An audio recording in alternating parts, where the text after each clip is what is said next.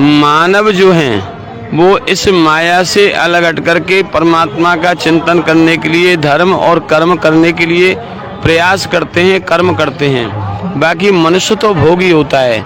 जो 4 कर्म मनुष्य कर रहा है वो तो पशु भी कर रहा है। 85% इस दुनिया के अंदर में मनुष्य हैं, 15% मानव हैं, और जो मानव हैं वही कल्याणकारी हैं, क्योंकि विद्या धन शक्ति ये गॉड गिफ्ट है परमपिता परमात्मा की।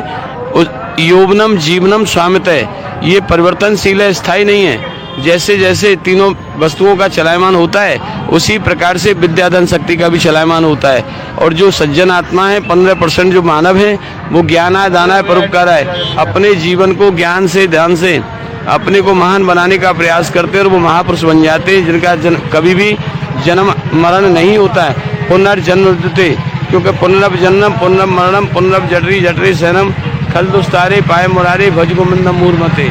बार बार जन्म लेना, बार बार मरण होना, ये तो प्रकृति के स्वरूप का काम है। मनुष्य भोगी है और मानव योगी है। वो योगो न यक्ता तपो न तपता भोगो न भुगता है, वो योग से भोगता है, शरीर से नहीं। मानव जो होता है वो योग से भोगता है और मनुष्य जो होता है वो शरीर से भोगता है। मनुष्य क्योंकि परमपिता परमात्मा के प्रति आस्था दृढ़ता विश्वास का विषय नहीं है।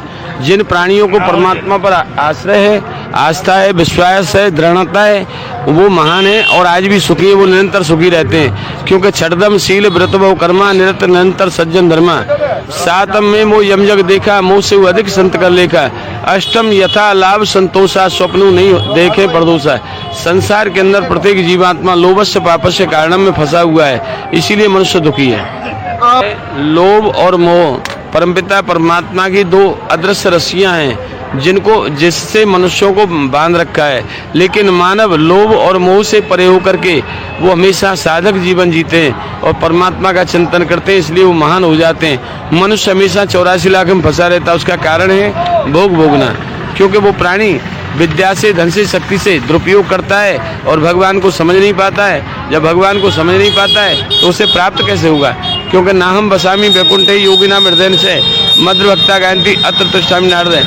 परमपिता परमात्मा तो हर जीवात्मा के अंदर है, कण कण में है, लेकिन शिव है, लेकिन उसका समझना तो पड़ेगा ना।